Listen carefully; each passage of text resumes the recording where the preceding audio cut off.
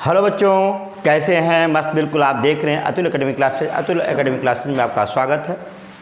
आपको acidic nature के बारे में बता रहा था और इस पर कुछ क्वेश्चन आपके बुक में दिए गए हैं, ठीक है ना। जैसे आप देखो ये क्वेश्चन पे आइए, जरा ध्यान दीजिएगा। देखें, जैसे इसमें क्वेश्चन जो दिया गया है, निम्नलिखित यौगिकों को उनके अम्ल सामर्थ्य के बढ़ते हुए क्रम में व्यवस्थित करिए, ठीक है ना। आया, जैसे प्रोपेन 1 आल है ना। क्या है? प्रोपेन 1 आल, 2,4,6 है trinitrophenol, nitrophenol, 3,5 dinitrophenol, phenol, 4 methyl phenol, ठीक है ना। तो एक ही मैं आपको बताया था, जो एल्कोहल होते हैं वह सदैव फिनाल से कम अम्लीय होते हैं। रीजन क्या होता है? इसके 2 रीजन मैंने बताया था। पहला रीजन होता है एल्कोहल फिनाल से कम अम्लीय होते हैं कि जिसमें यस कैरेक्टर का मान जितने ज़्यादा होता है उसका एसिडिक नेचर का मान उतना अधिक होता है। वो फिनाल में OS से जो जुड़ने वाला कार्बन, OS से जुड़ने वाला जो कार्बन होता है वो sp2 संकरित होता है। इस कारण से वह अधिक एसिडिक होता है ड्यू टू एल्कोहल। जबकि एल्कोहल से जुड़ने वाला, एल्कोहल में OH से जुड़ने वाला कार्बन sp3 संकरित होता है। ये आपको मालूम है। जैसे देखोगे यहाँ पर आपसे पहले बताया गया था, जैसे CH3 है, यहाँ पर देखो CH है, H है, OH है। एक कौन सा संकरण है? sp3 संकरित है। यस कैरेक्टर बढ़ने पर एसिडिक नेचर का मान आपका बढ़ता है। यहाँ पर यस कैरेक्टर कितना है? यस कैरेक्टर इसमें 25% है, आपको मालूम है। अगर यही फिनाल की बात करता हूँ, देखोगे डबल बॉन्ड वाले कार्बन पे जुड़ने वाले OH की बात करता हूँ, OH की बात करता हूँ, ये जो आपका कार्बन है sp2 संकरित है। इसमें यस कैरेक्टर कितना है आपका? 33% है। यस कैरेक्टर अधिक होने के कारण इसका एसिडिक नेचर का मान अधिक होता है। तो ये कन्फर्म हो गया कि प्रोपेन 1 आल, ये है ना, ये सबसे कम एसिडिक होगा। दिमाग में रखिएगा, क्यों? यह एल्कोहल है, यह sp3 है। इसके बाद आगे हम डिस्कस करते हैं, ठीक है ना। जैसे देखोगे आगे हम इसके बाद क्या करते हैं, आगे डिस्कस करते हैं, देखिएगा।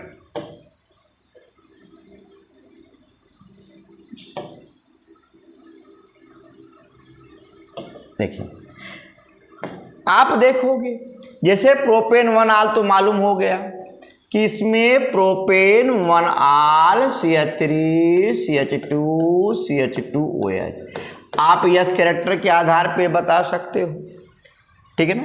ये आपका क्या है? प्रोपेन 1 आल हो गया, फर्स्ट है।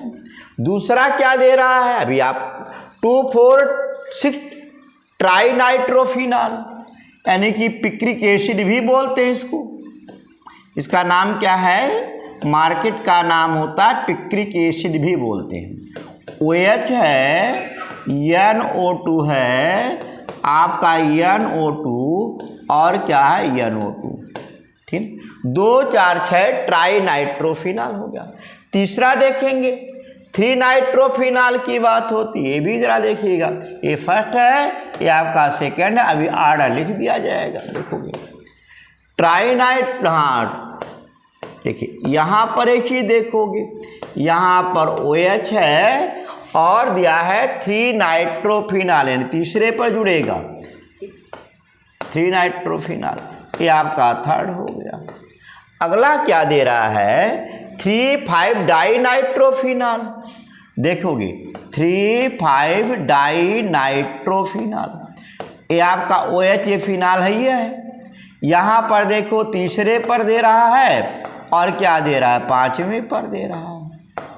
3,5 डाई नाइट्रोफिनाल है। 2,4,6 है। हाँ, इसके बाद क्या दिया है? फिनाल दिया है। नेक्स्ट अगला देखेंगे थर्ड है, ये आपका क्या है? फोर्थ हो जाए। अगला यहाँ पर क्या है? फिनाल है। और नेक्स्ट जो है 4 मेथिल फिनाल है। देखोगे 4 मेथिल फिनाल, यहां पर CH3। देखो बात समझ आया कि नहीं आया? तो आप इसी को थोड़ा सा ध्यान देंगे। ये आपका 4th है, ये आपका 5th है, ये आपका क्या 6 है। देखो यहां पर एक चीज कन्फर्म हो गया, जो एल्कोहल होता है इस कैरेक्टर के आधार पर इसका एसिडिक नेचर का मान सबसे कम होगा, यानी कि सबसे कम एसिडिक नेचर किसका होगा? फर्स्ट का होगा। इसके बाद आइए ध्यान देंगे, इसमें भी OH जो है sp2 है, इसमें भी OH sp2 sp2 sp2 sp2 संग्रहित कार्बन परमाणु से जुड़ा हुआ है। यस कैरेक्टर OH के साथ जुड़ने वाले सब में इस कैरेक्टर का मान बराबर। फिर मैंने एक चीज बताया था, इसके बाद आगे बताया था कि जिसमें -m और -I प्रभाव वाले समूह का घनत्व ज्यादा हो उसका एसिडिक नेचर का मान अधिक होता है। यदि +m और +I प्रभाव वाला समूह जुड़ जाए उसका एसिडिक नेचर का मान कम हो जाता है। अब देखो यहाँ पर -m -I -m, लेकिन यहाँ पर एक क्या दिया? +I प्रभाव। +I प्रभाव जुड़ने पर एसिडिक नेचर का मान कम हो जाता है। इसमें देखो +I है, बाकी में सब में -m और -I है, अर्थात इसके बाद आपका क्या होता है? 6 हो जाता है। ठीक है, देखिए अब आइए, जिस पर जितने ज्यादा -m प्रभाव और -I प्रभाव का मान अधिक होगा एसिडिक नेचर का मान अधिक होगा। अब देखो इस पर कोई प्रभाव नहीं है, कोई प्रभाव नहीं, तो प्लस है ना तो माइनस है, यानी इसके बाद आपका कौन आएगा? आपका 5th आएगा। 5th के बाद देखिएगा यहाँ पर -m -I प्रभाव 3 बार है, यहाँ पर 2 बार है, यहाँ पर 1 बार है। तो इसके बाद आपका कौन आता है? 3rd आ जाएगा। देखो 3rd के बाद आपका क्या है? यहाँ पर 4th आएगा। कौन आएगा? 4th। आप देखिएगा इसके बाद आपका कौन आता है? सबसे ज्यादा एसिडिक नेचर आपका किसका होता है? 2nd का होता है। किसका होता है? 2nd का होता है। देखिएगा यानी कि 2nd क्या होता है? सबसे ज्यादा एसिडिक नेचर का होता है। क्यों? कारण क्या है? इसमें -m और -I प्रभाव का घनत्व अधिक होता है। ठीक, दूसरा चीज ये भी बता सकते हो, दूसरा रीजन बता सकते हो, इसमें एनायन बनाइए, इसको प्रोटॉन को डोनेट करिएगा, एनायन बनेगा, प्रोटॉन को डोनेट करिए, एनायन बनेगा, प्रोटॉन को डोनेट करिए, एनायन बनेगा, प्रोटॉन डोनेट करिए, एनायन बनेगा। जिसका एनायन जितने ज़्यादा अस्थायी होता है ना, वह उतने ज़्यादा एसिडिक नेचर का होता है। तो सबसे ज़्यादा किसका एनायन अधिक होगा? अस्थायी होगा। 2,4,6 ट्राइनाइट्रोफिनाल का, पिक्रिक एसिड का, इस नाते ज़्यादा अस्थायी होता है। यानी कि इसके जो इलेक्ट्रॉन होता है इसको क्या फैला देता है। जो भी आपके पास पैसे हों, अगर पैसे का विस्तार कर दोगे, लोगों में वितरित कर दोगे, आपके समाज में आपका क्रेडिट बनेगा, स्टेबिलिटी आपकी क्या होगी? बढ़ जाती है। तो सेम कि यहाँ पर भी आप ध्यान देंगे, ये जो निगेटिव चार्ज बनता है ये अपने इलेक्ट्रॉन का पूरे में क्या फैला देता है। जब फैलाव हो जाता है अस्थायित्व बढ़ जाता है, और जिसमें फैलाव नहीं होता है उसका अस्थायित्व क्या होता है? घट जाता है। बात कन्फर्म हुआ? क्लियर हुआ? कोई दिक्कत? तो आप इसके आर्डर देखेंगे, इंपॉर्टेंट है, क्वेश्चन पूछा जा सकता है और बोर्ड में पूछा गया है, फॉर कॉम्पिटिटिव इससे पूछा जाता है। इसी को थोड़ा सा दिमाग में याद रखिएगा। ठीक, अगला देखेंगे आपका जो नेक्स्ट टॉपिक है वो क्या है? एस्टरीकरण है। क्या है ये? आप देखोगे एस्टरीकरण के बारे में बताना। एस्टरीकरण क्या होता है? पहला सवाल, एस्टर बनने की क्रिया क्या कहलाती है? एस्टरीकरण कहलाती है। ध्यान देना, एस्टरीकरण, एस्टर बनने की क्रिया ही क्या कहलाती है? एस्टरीकरण। आप पढ़े हुए हो, यदि किसी भी एल्कोहल को, या एरोमेटिक हो या एल्फेटिक हो, अगर किसी भी एल्कोहल को हम कार्बोक्सिलिक एसिड के साथ, कोई भी एसिड ले सकते हैं, अम्ल के उपस्थिति में अगर अपक्रिया करा देते हैं, उस अवस्था में आपका जो बनने वाला कंपाउंड होता है वो क्या होता है, एस्टर बनता है। इस अवक्रिया को क्या कहते हैं, एस्टरीकरण अवक्रिया कहते हैं। अब देखोगे यहाँ पर R के स्थान पे आपको चाहे कोई एलिमेंट ले लो, एरोमेटिक ले या एलिफेटिक ले, दोनों के लिए एक ही चीज़ है, कोई दिक्कत नहीं है, ठीक। यहाँ एलिफेटिक में अगर आप लेना चाहते हो तो आप CH3OH ले लो, मेथिल अल्कोहल ले लो, एथिल अल्कोहल, जो भी इच्छा होगी। और एस्टिक एसिड के साथ आप क्या कर दो, अम्ल की उपस्थिति में शांत सल्फ्यूरिक एसिड की उपस्थिति में अवक्रिया करा देते हो। आपका जो बनने वाला कंपाउंड मेथिल एसीटेट बनता है और आपका क्या निकलता है, जल निकलता है। आया, बात कन्फर्म हुआ। अगर इसी के स्थान पे हम एक काम करते हैं, कोई एरोमेटिक ले लेता हूँ, ठीक है। एरोमेटिक में जैसे आप देखो वो फिनाल लेता हूँ। अगर फिनाल की क्रिया हम एक काम करते हैं कार्बोक्सिलिक एसिड के साथ एसिड की उपस्थिति में करा देते हैं, उस अवस्था में भी आपका क्या बनता है, फेनिल एसीटेट बनता है। ये आपको दिमाग में याद रखिएगा, ठीक है।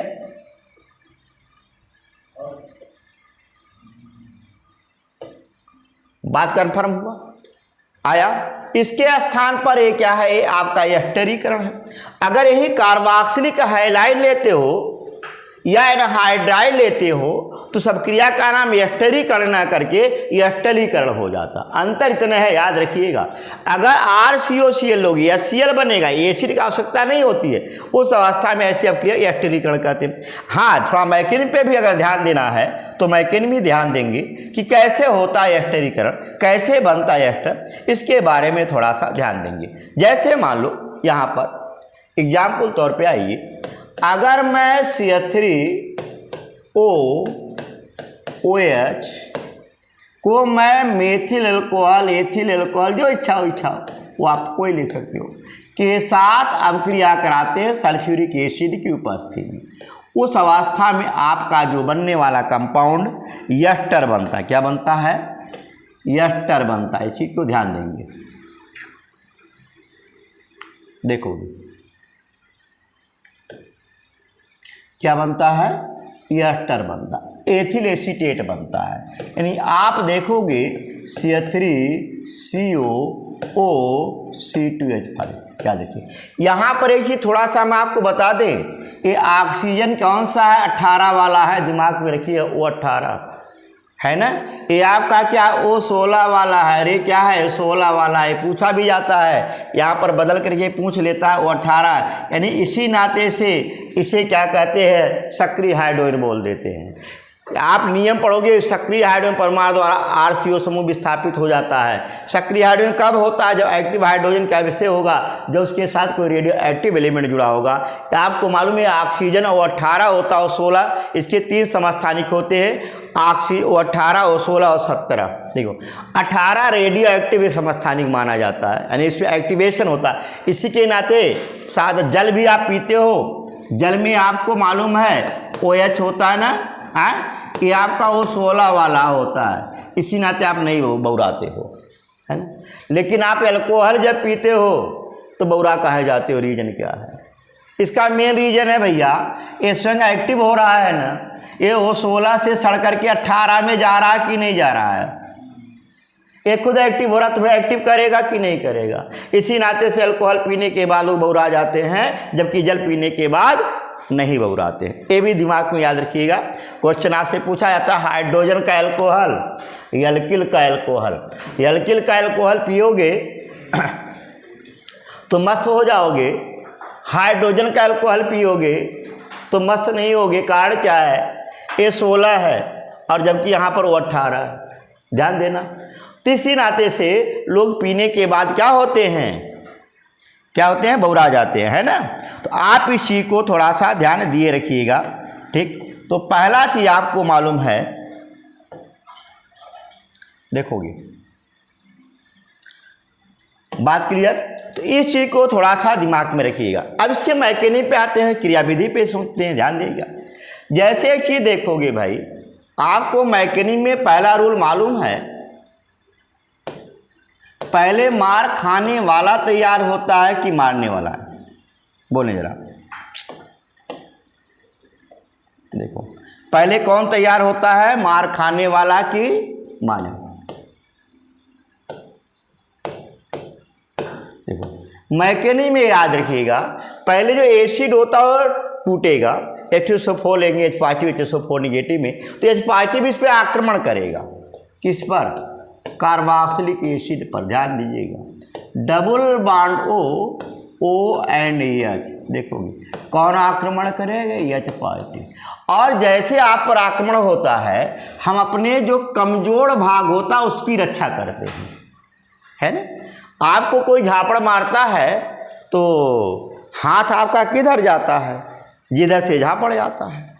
सेम तरीका देखो, और कमजोर भाग कौन है? ऑक्सीजन डबल बॉन्ड वाले एलिमेंट है। आक्रमण ये किसी पे करेगा? इस कार्बन ऑक्सीजन की तरफ चलेगा, ये फौरन ये रक्षा करेगा अपना, ये आपका निगेटिव होगा, सॉरी ये पॉजिटिव होगा, और ये क्या होगा? निगेटिव होगा। ये सीधा ऐड होगा किससे?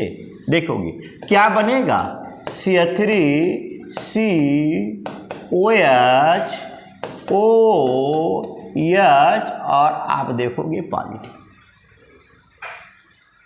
आया। अब आप क्वेश्चन एक वर्ड यहाँ से आपको पूछना चाहिए था कि आप सर बताते यही हो कि यदि किसी भी एक कार्बन पर दो समूह जुड़ जाते हो तो अस्थायी होता है, तो अस्थायी हो जाना चाहिए, जल के वाटर मॉलिक्यूल को डिजॉल्व कर देना चाहिए था। अस्थायी कब होता है? जब पेट भी भरा हो, लेकिन कार्बन का पेट नहीं भरा है, कार्बन के पास 6 इलेक्ट्रॉन है, इसी नाते क्या करता है? रिपेल हो जाता है, खिंच जाता है, और दोनों आपस में इनके ऑर्बिटल एक दूसरे पे चढ़ नहीं पाते हैं। अगर यही OH, अगर इसका पेट भरा होता, H होता, तो एक OH जो होता एक दूसरे ऑर्बिटल पे चढ़ बैठते और वह अस्थायी होता। अब देखिएगा यहाँ पर, इसके बाद कौन आएगा? अल्कोहल आएगा। देखोगे आप, देखो सेकेंड स्टेप में क्या होता है। सेकेंड स्टेप में आपको मालूम है CH3COH OH इधर लगा दे, छोड़ो।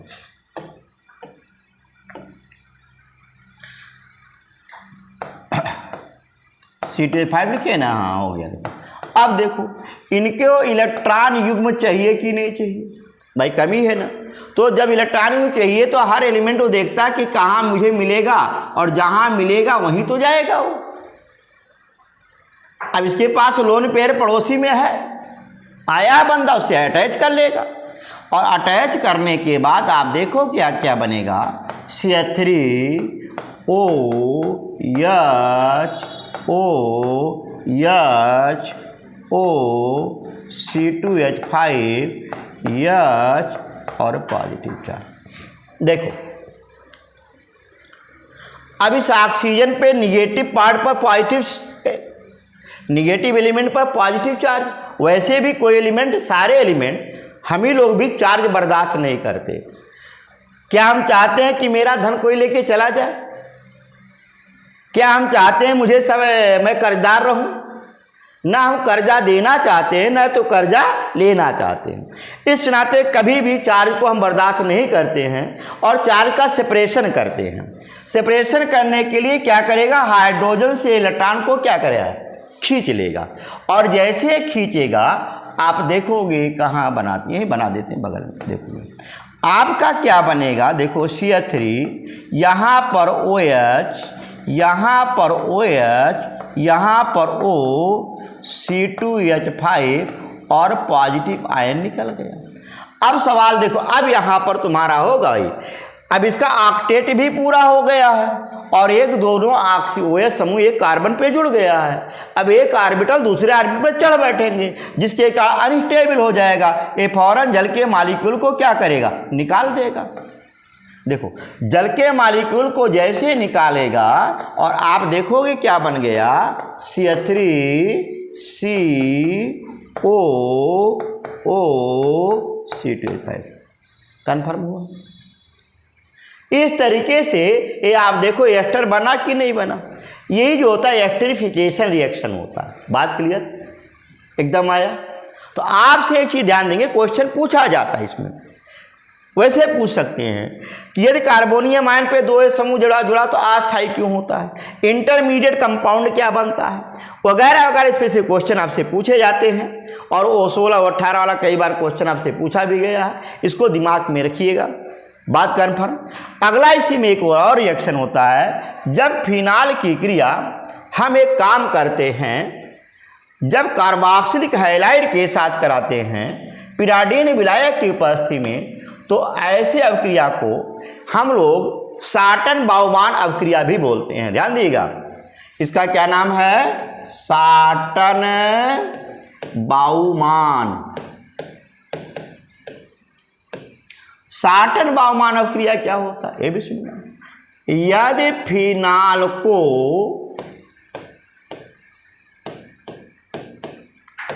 कार्बोक्सिलिक हैलाइड, कोई हैलाइड लेता हूं,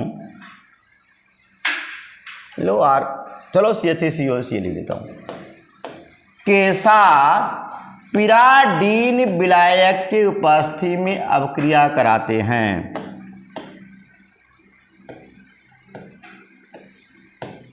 पिराडीन विलायक की उपस्थिति में अवक्रिया कराते हैं, तो फेनिल एसीटेट बनता है। क्या बनता है, फेनिल एसीटेट बनता है।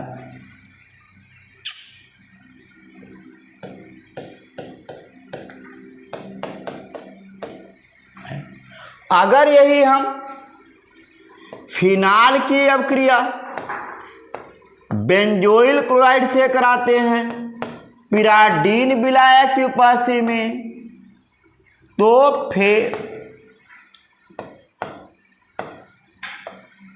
देखो उस अवस्था में आप देखोगे क्या बनेगा, फिर वही HCl निकलेगा। आपका जो बनने वाला कंपाउंड फेनिल बेंजोएट बनता है। क्या बनता है, फेनिल बेंजोएट बनता है। इस अवक्रिया का नाम जो होता है वो साटन बाउमान अवक्रिया होता है। बात क्लियर हुआ। ये देखिए आपका ए खत्म हो गया, कौन सा, हाँ अब इसमें एक ही दिया, स्प्रिन पीड़ाहारी, शोधनाशी, ज्वलनशील, गुणधर्म वाले, है ना, वगैरह वगैरह। अब इसमें एक ही थोड़ा सा और बताना पड़ेगा, एस्प्रिन क्या होता है, सैलोल क्या होता है, ठीक है ना। ये फिनाल्स के द्वारा हम लोग प्राप्त कर लेते हैं, ठीक है ना। अब इसके बारे में भी हम लोग क्या करेंगे, डिस्कस करेंगे, ठीक है। आप देखोगे यहाँ पर ए दिया गया है, देखो जैसे सैलिसिलिक एसिड को अगर एसिटिक एनहाइड्राइड या एसिटिल क्लोराइड के साथ अवक्रिया कराते हैं तो एसिटिल सैलिसिलिक अम्ल बनता है, जिसे क्या कहते हैं, एस्प्रिन कहते हैं। आया। अब इसमें इससे पहले एक रिएक्शन मुझे बताना पड़ेगा, तब हम इसको बताएंगे, ठीक है ना। जैसे वो रिएक्शन क्या है इसके बारे में थोड़ा सा ध्यान दीजिएगा। राइमर टीमान अवक्रिया, ठीक है ना। राइमर टीमान अवक्रिया क्या होता है उसको बताने के बाद तब हम इस पर डिस्कस करेंगे। सैलिसिलिक एसिड कोल्बे शिम्ट अवक्रिया उसे बताएंगे, तब सैलिसिलिक एसिड बनेगा और सैलिसिलिक एसिड के द्वारा हम एस्प्रिन प्राप्त करेंगे, है ना। इस पर कुछ औषधियाँ हैं आप लोगों से, उसके बारे में हम डिस्कस करेंगे। बात क्लियर एकदम आया। तो अगला जो टॉपिक रहेगा वह है नेम रिएक्शन, 2-3 हैं, जैसे इसके रासायनिक गुण के बारे में, फिनाल के रासायनिक गुण में, जैसे राइमर टीमान अवक्रिया है, कोल्बे शिम्ट अवक्रिया है, इन सब अवक्रियाओं के बारे में हम थोड़ा सा आगे डिस्कस करेंगे। आप तब तक वीडियो देखते रहें, खुश रहें और मस्त रहें।